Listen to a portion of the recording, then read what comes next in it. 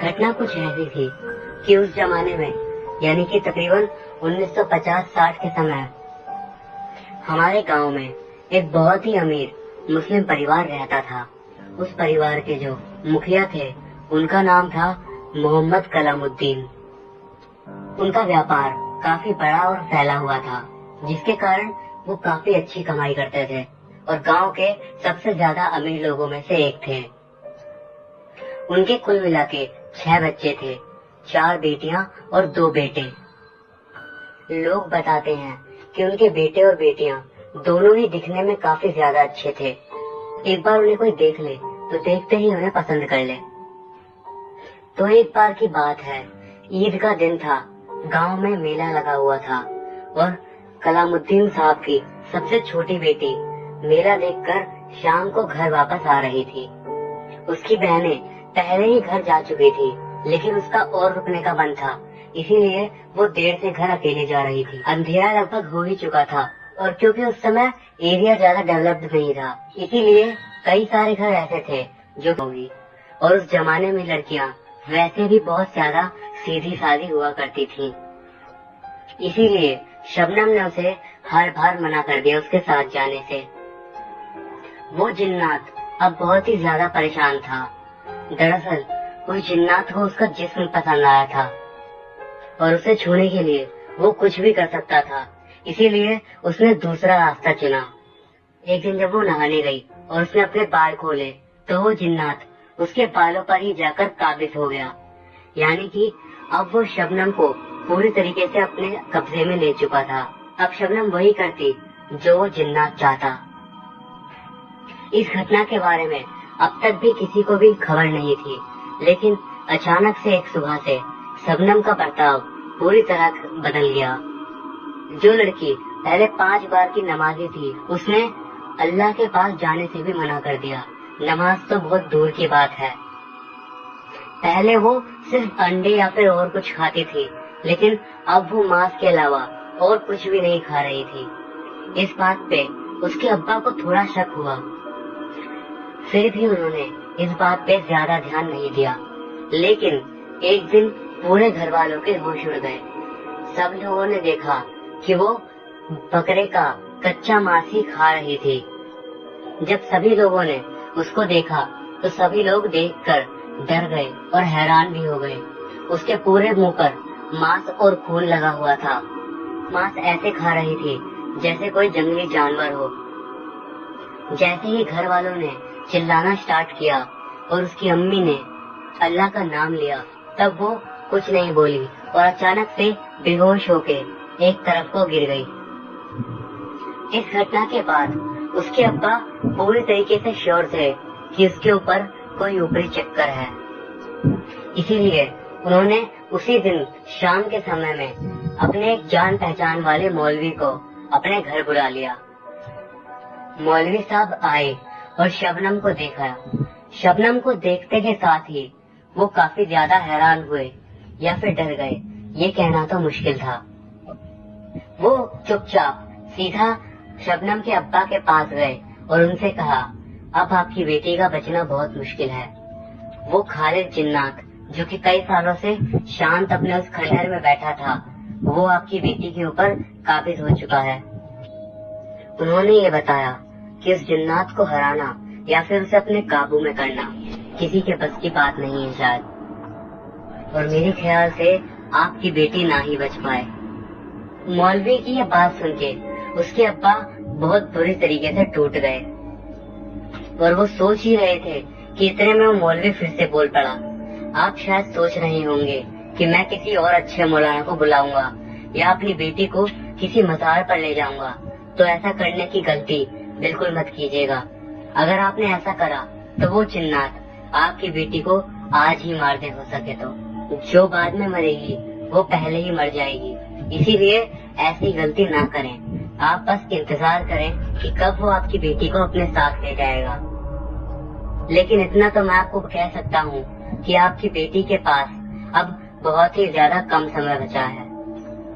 इतना कहकर वो मौलाना वहाँ से चला गया, लेकिन कलामुद्दीन के सीने में तो एक पाप का दिल था, इसीलिए उसने उस मौलवी की बात नहीं मानी। वो अपनी बेटी को किसी दरगाह पर ले जाने की तैयारी करने लगा और उसी दिन उन लोगों ने उस जिन्नात की असली शक्तियों को देखा। वो जिन्नात शबनम के ऊपर बहुत ही बुरी तरीके से काबिज हो गया। सब बताते हैं पहले तो शबनम अपने कमरे में से चुपचाप निकली और उसके बाद उसकी आवाज बहुत ही ज्यादा भारी सी हो गई। आंखें बिल्कुल अंगारे जैसी, उनमें ऐसा लग रहा था कि शोले झटक रहे हो। उसके पूरे जिस्म से एक बहुत ही गंदी बदबू आ रही थी, जैसे सड़ते हुए मांस में से आती है। और उसके बाद सब बताते हैं कि शबनम दौड़ते दौड़ते अपने अब्बा के पास गई और उनका ही गला दबाने लगी। गला दबाते दबाते वो पता नहीं क्या कह रही थी, शायद किसी दूसरी भाषा में, लेकिन थोड़ी देर तक ऐसे ही करने के बाद वो बहुत जोर से चिल्लाई, देखता हूँ तू कैसे ले जाएगा इसे। इतना कहने के बाद शबनम चुपचाप वहीं पे खड़ी हो गई और उसके बाद वो बहुत तेजी से दौड़ने लगी। दौड़कर वो फौरन किचन में गई और किचन में से चाकू उठा लिया। तो चाकू से अपने ही शरीर को काटना शुरू कर दिया। उसने अपने पूरे शरीर पर कई जगह कट लगा लिए और वो काफी गहरे जख्म थे। यहाँ तक कि उस जिन्नात ने चाकू से काटकर उसके हाथ पर उल्टा अल्लाह लिख दिया था। ये देखकर तो उसके अब्बू बहुत ही ज्यादा डर गए और पूरे घर में एक खौफ का माहौल आ गया था। देखते ही देखते ये बात पूरे गांव में आग की तरह फैल गई कि शबनम के ऊपर खालिद जिन्नात आ चुका है। शबनम वैसे भी बहुत ज्यादा बुरी हालत में थी। उसे देखकर अब सबको सिर्फ रोना ही आ रहा था। उसके अब्बू कई बार जोर जोर से चिल्ला के उस जिन्नात से माफी मांगने लगते और कहते कि मेरी बच्ची को बख्श दो, लेकिन वो जिन्नात भी सोच चुका था। लेकिन फिर भी उसके पिता नहीं मान रहे थे और उन्होंने उसके बाद भी कई सारे मौलानाओं को अपने घर पे बुलाना जारी रखा। मौलाना तो कुछ भी नहीं कर पाते, लेकिन उनके जाने के बाद भुगतना पड़ता शबनम और शबनम के परिवार को। एक बार तो वो पता नहीं कैसे दीवार के ऊपर ही उल्टी होकर चलने लगी। सभी ये देखकर बहुत ज्यादा डर गए। वो उसी तरीके से ऊपर चलते हुए अपनी अम्मी के ऊपर जाके चढ़ गई और उसके बाद अपनी अम्मी के कान में ही न जाने क्या फुसफुसाने लगी। अब तो इस घटना की लगभग सभी लोगों को आदत ही हो गई थी। वो जिन्नात अक्सर उसके ऊपर आता, पूरे घर में तांडव मचाता और फिर शबनम को बेहोश कर चला जाता। सभी लोग बहुत ही ज्यादा डरे हुए थे। फिर एक और रात आई जिसने सभी का दिल दहला के रख दिया। कहते हैं कि दशहरा का समय था। पूरे गांव में एक बार फिर से मेले का माहौल था। सभी लोग मेला घूमने गए हुए थे, लेकिन कलामुद्दीन साहब अपने पूरे परिवार के साथ घर में मातम मना रहे थे कि तभी अचानक से शबनम को पता नहीं क्या हुआ। वो बेड पर से उठी और सीधा भागते भागते खिड़की तोड़कर नीचे की ओर कूद गई। सभी लोग बेहद ही ज्यादा डर गए। सबने सोचा कि कहीं आज ही तो नहीं, लेकिन नहीं, वो खिड़की से नीचे कूदी और नीचे जाकर मानो बिल्कुल लाश की तरह ही लेट गई। ये सुन के आपको थोड़ा अजीब लगेगा, लेकिन उसके पूरे बदन से खून निकले जा रहा था और वो बिल्कुल लाश की तरह ही नीचे लेटी हुई थी। सभी घर वाले उसके पास आए और जोर जोर से रोने लगे, लेकिन ये तो कुछ भी नहीं था। अचानक से शबनम एकदम से उठी और उठकर सीधी होकर बैठ गई। थोड़ी दूरी पर ही उसकी चाची का सबसे छोटा वाला बेटा खड़ा हुआ था, जिसकी उम्र मात्र 4 से 5 साल होगी उस समय। वो उसके पास गई और उसने अपने नाखून उस छोटे से बच्चे के मुंह पर घुसा दिए। पता नहीं कैसे उसके नाखून इतने पैने हो गए कि उस बच्चे के गाल के अंदर ही चले गए। वो बच्चा बहुत ही ज्यादा जोर जोर से रोने लगा। सभी लोग डर के मारे पगलाए जा रहे थे। ये करने के बाद वो जिन्नात एक बार जोर से चिल्लाकर बोला, आने वाले चांद की रात को मैं तुम्हें ले जाऊंगा और फिर उसके बाद तुम मेरी रानी बन जाओगी। इतना कहकर वो जिन्नात फौरन उस जगह से गायब हो गया और शबनम इतने दिनों बाद ऐसा लग रहा था कि सामान्य हो गई थी। शबनम ने ये बात अपने पूरे घर वालों को बताई। सभी लोग बहुत ही ज्यादा रोने बिलखने लगे, क्योंकि उनके घर में वो सबसे छोटी लड़की थी। सभी लोग अब लगभग उम्मीद तो हार ही चुके थे, लेकिन एक दिन उनके यहाँ पर काम करने वाले हामिद ने बताया कि अपने ही गांव में एक बहुत बड़े पंडित जी हैं, राम विनोद मिश्रा। अगर आप चाहो तो एक बार उनसे मिल लो। लेकिन उस समय बंटवारा हुए ज्यादा समय नहीं हुआ था। हिंदू और मुस्लिमों में लगातार लड़ाइयाँ होती रहती थी। दोनों ही एक दूसरे के दुश्मन बने हुए थे और यही लड़ाई की आग उस समय उनके गांव में भी लगी थी। पहले तो कलामुद्दीन ने उनके पास जाने से मना कर दिया, लेकिन फिर अपनी बेटी की हालत उनसे देखी ना गई और आखिरकार वो पहुंच गए पंडित जी से मुलाकात करने। वो हिंदुओं के इलाके में भी जाने से डर रहे थे, लेकिन क्योंकि पूरे गांव को पता था कि उनकी बेटी का क्या हाल है, इसीलिए किसी ने उनको कुछ भी नहीं कहा।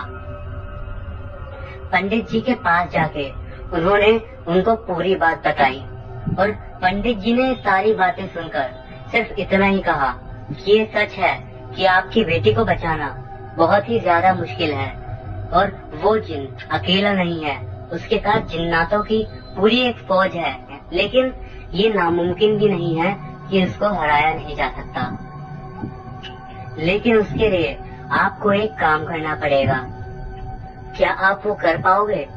उसके पिता ने कहा, मैं अपनी जिंदगी दे सकता हूँ अपनी बेटी को बचाने के लिए। आप बताओ तो सही कि मुझे करना क्या है। उन्होंने कहा कि गांव के बाहरी एरिया पर एक पीपल का पेड़ है और उस पर एक ब्रह्म राक्षस का निवास है। अगर आप उनके पास जाओ और अपनी बेटी को उन्हें समर्पित करके उनसे दया करने की विनती करें, तो हो सकता है कि वो आपकी बेटी को स्वीकार कर लें, और अगर ऐसा हो गया तो वो आपकी बेटी को शायद बचा लें। उसके पापा तैयार हो गए और पंडित जी ने उन्हें पूरी विधि बता दी और कहा, लेकिन ये काम आपको अकेले ही करना पड़ेगा, मैं आपके साथ नहीं आ सकता।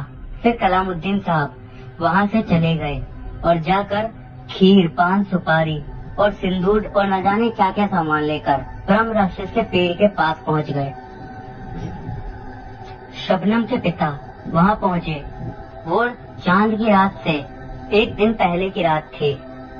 उन्होंने पंडित जी के बताई गई पूरी विधि के अनुसार उस पीपल के पेड़ की पूजा की और गिड़गिड़ाते हुए उस पीपल के पेड़ के सामने सारी बात बता दी।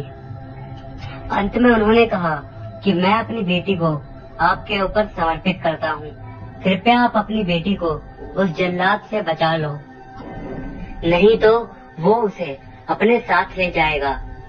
उसके पिता को उम्मीद थी कि शायद यहाँ से उन्हें कुछ मिलेगा और ब्रह्म राक्षस आकर उन्हें उनकी बेटी को बचाने का आश्वासन देंगे, लेकिन ऐसा कुछ भी नहीं हुआ। काफी देर तक वो सब लोग वहीं पर बैठे रहे, लेकिन जब वहाँ पर कुछ भी नहीं हुआ तो सभी लोग निराश होकर घर वापस आ गए। आखिरकार सभी लोगों ने सोचा कि शायद ऐसा कुछ भी नहीं है जैसा वो सोच रहे थे। उस पेड़ पर कोई भी नहीं है जो उनकी मदद कर सके। उसके बाद आखिरकार चांद की रात का दिन आ ही गया। शबनम को पता था कि आज वो मर जाएगी और उसका पूरा परिवार गम में डूबा हुआ था और धीरे धीरे रात भी हो गई। रात के तकरीबन 11 बजे के बाद के समय होगा और खालिद ने अपना काम शुरू कर दिया। वो शबनम को तड़पाने लगा। ऐसा कहते हैं कि वो शबनम को बहुत बुरी मौत देना चाहता था। उसने उसके पूरे शरीर को उसी के नाखूनों से नोचना शुरू कर दिया। शबनम उस रात बहुत जोर जोर से चीखें मारने लगी और उसकी ये चीखें उसके माँ पिता को रोने के लिए मजबूर कर दी। पूरा माहौल दर्द भरी चीखों से भर गया। अंत में आखिरकार खालिद ने शबनम का गला दबाना शुरू कर दिया और उसका दम घुटने लगा था।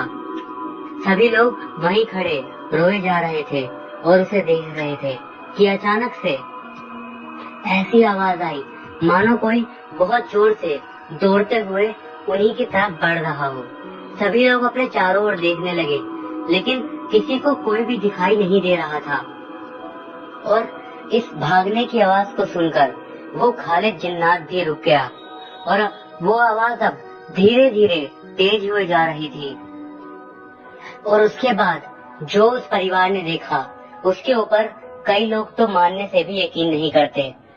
बताते हैं कि उनके घर में उसी समय उनके दरवाजे से एक 23-24 साल का ब्राह्मण अंदर आया।